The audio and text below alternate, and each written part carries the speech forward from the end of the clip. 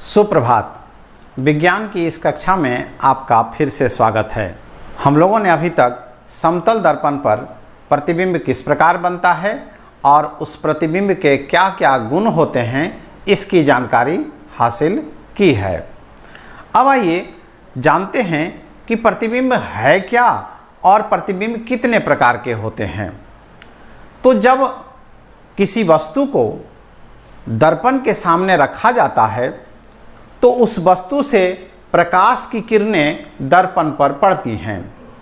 वे किरणें आपतित किरणें होती हैं और ये आपतित किरणें दर्पण पर पड़ने के बाद जब परावर्तित होती हैं और परावर्तित किरणें हमारी आँखों पर पड़ती है तो हम उस वस्तु का आकृति दर्पण के पीछे देख पाते हैं।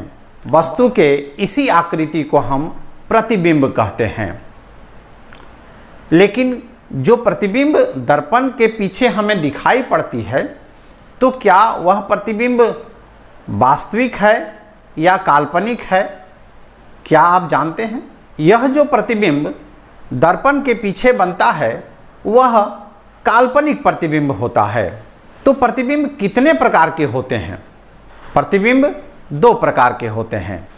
एक वास्तविक प्रतिबिंब होता है जिसे हम अंग्रेजी में रियल इमेज कहते हैं और एक काल्पनिक या आभासी प्रतिबिंब होता है जिसे अंग्रेजी में वर्चुअल इमेज कहा जाता है। वास्तविक प्रतिबिंब होता क्या है?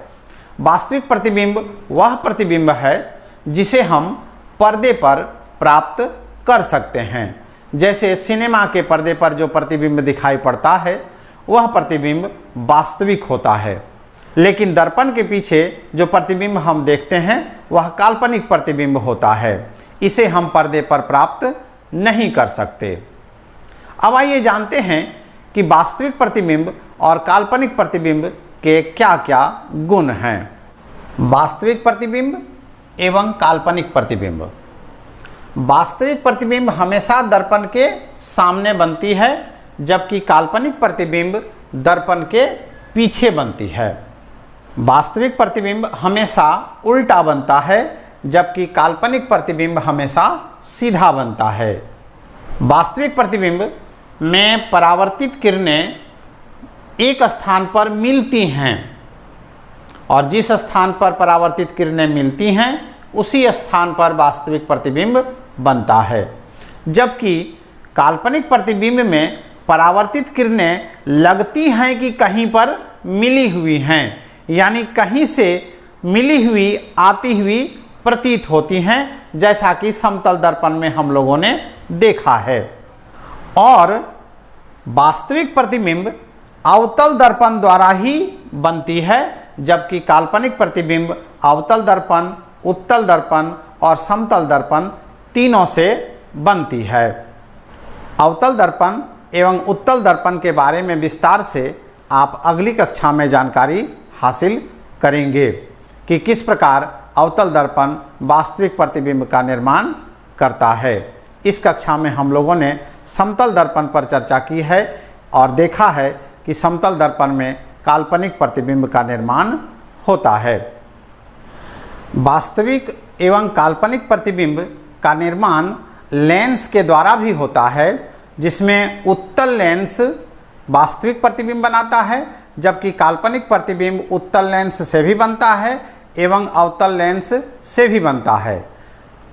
लेंस के बारे में विस्तार से हम लोग अगली कक्षा में पढ़ेंगे। अब आइए जानते हैं कि प्रकाश का पुनः परावर्तन किस प्रकार किया जाता है। जब दो दर्पण को अलग अलग कोनों में एक साथ रखा जाता है, जैसे 0 degree, 30 degree, 45 degree, 60 degree, 90 degree या किसी अन्य कोण पर दो दर्पण को एक साथ रखा जाता है, तो एक दर्पण पर जब प्रकाश की किरण पड़ती है तो वह प्रकाश की किरण उस दर्पण से परावर्तित होती है और दूसरे दर्पण पर पड़ती है। पहले दर्पण से जो परावर्तित किरण होती है दूसरे दर्पण के लिए वह आपतित किरण हो जाती है और वह आपतित किरण जब दूसरे दर्पण पर पड़ती है तो वह फिर से परावर्तित होती है। जैसे उदाहरण के तौर पर मैंने दो दर्पण का आरेख बनाया है 90 डिग्री के कोण पर। यह आपतित किरण है इस दर्पण पर जब पड़ती है तो यह परावर्तित होती है। अब यह परावर्तित किरण इस दर्पण के लिए आपतित किरण हो जाती है और पुनः ये परावर्तित होती है। इस प्रकार के परावर्तन से होता ये है कि यदि वस्तु उन दोनों दर्पण के बीच में है तो उसके कई प्रतिबिंब बनते हैं। तो इस प्रकार से पुनः परावर्तन के द्वारा एक से अधिक प्रतिबिंब का निर्माण जब दो दर्पण के द्वारा किया जाता है तो उस तरह बने प्रतिबिंबों को बहुप्रतिबिंब कहते हैं, यानी अनेक प्रतिबिंब बनते हैं। लेकिन प्रतिबिंब की संख्या जैसे मैंने यहाँ पर दिखाया है, यह एक वस्तु है। इस वस्तु का इस दर्पण के द्वारा प्रतिबिंब दर्पण के पीछे बनेगा, जिसे हम लोगों ने पिछली कक्षा में पढ़ा है। इसी तरह इस वस्तु का प्रतिबिंब इस दर्पण के द्वारा यहाँ पर बनेगा और इस वस्तु का प्रतिबिंब दोनों दर्पण के द्वारा जब मिलेंगे तो एक और प्रतिबिंब इस स्थान पर बनेगा। यानी 90 डिग्री पर जब दो समतल दर्पण को हम रखेंगे तो एक वस्तु का 3 प्रतिबिंब बनेगा।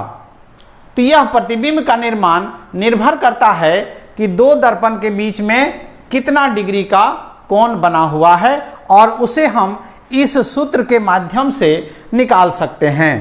प्रतिबिंब की संख्या बराबर 360 डिग्री बटे थीटा माइनस 1, जहां थीटा दोनों दर्पण के बीच का कोण है। अब अलग अलग कोण का माप लेकर के जब हम दो दर्पण को एक साथ रखेंगे तो प्रतिबिंबों की संख्या अलग अलग हमें प्राप्त होगी। आइए समझने का प्रयास करते हैं। आइए प्रतिबिंबों की संख्या अलग अलग कोणों पर ज्ञात करते हैं। जैसा कि यहाँ प्रश्न दिया हुआ है कि प्रतिबिंबों की संख्या ज्ञात करें जब दो दर्पण के बीच 120 degree, 90 degree, 60 degree, 45 degree, 30 degree और 0 डिग्री का कोण हो। तो आइए एक एक करके हल करते हैं। हम लोग जान चुके हैं कि प्रतिबिंब की संख्या बराबर 360 बटे थीटा माइनस 1, जहाँ थीटा क्या है? दो दर्पण के बीच का कोण है। तो यहाँ पहला प्रश्न में क्या है? दोनों दर्पण के बीच में 120 डिग्री का कोण बना हुआ है। तो 360 बटे 120 माइनस 1 यानी 3 माइनस 1 बराबर 2। यानी जब दो दर्पण 120 डिग्री के कोण पर रहेंगे तब हमें एक वस्तु का दो प्रतिबिंब प्राप्त होगा। उसी तरह से दूसरा प्रश्न में 90 डिग्री है तो 360 बटे 90 माइनस 1 यानी 3 प्रतिबिंब हमें प्राप्त होंगे। उसी तरह से छठे प्रश्न पर कितना प्रतिबिंब बनेगा? तो छठा प्रश्न में 0 डिग्री है तो यहाँ क्या लिखेंगे? प्रतिबिंब की संख्या बराबर 360 बटे 0 घटाव 1। तो 0 से जब हम किसी संख्या को विभाजित करते हैं तो वह अपरिभाषित होता है, अतः अनंत प्रतिबिंब बनेंगे। आप निश्चित रूप से अपने बाल कटवाने के लिए सैलून जरूर गए होंगे और सैलून में आपने देखा होगा कि एक दर्पण सामने होता है और एक दर्पण पीछे होता है। यानी दो दर्पण जब समानांतर हों तो इसका मतलब है कि दोनों दर्पण के बीच में 0 डिग्री का कोण है। अब आप जब सैलून में खड़े होते हैं तो सामने जब देखते हैं तो आपका प्रतिबिंब बहुत दूर तक दिखाई पड़ता है, यानी अनंत प्रतिबिंब बनते हैं। और पीछे भी देखेंगे तो बहुत से प्रतिबिंब आपको दिखाई पड़ते होंगे, लेकिन बहुत दूर तक जाते जाते प्रतिबिंब धुंधले दिखने लगते हैं। यानी अनंत प्रतिबिंब बनते हैं जब दो दर्पण के बीच में 0 डिग्री का कोण बना हुआ हो। इसी तरह से तीसरा, चौथा और पांचवा प्रश्न आप स्वयं हल करके देखिए कि जब दो दर्पण के बीच में अलग अलग कोण होते हैं तो कितने प्रतिबिंब बनते हैं। उम्मीद है आज की कक्षा में जिन बातों की चर्चा हुई वो बातें आपको अच्छी तरह से समझ में आ गई होंगी। बहुत बहुत धन्यवाद।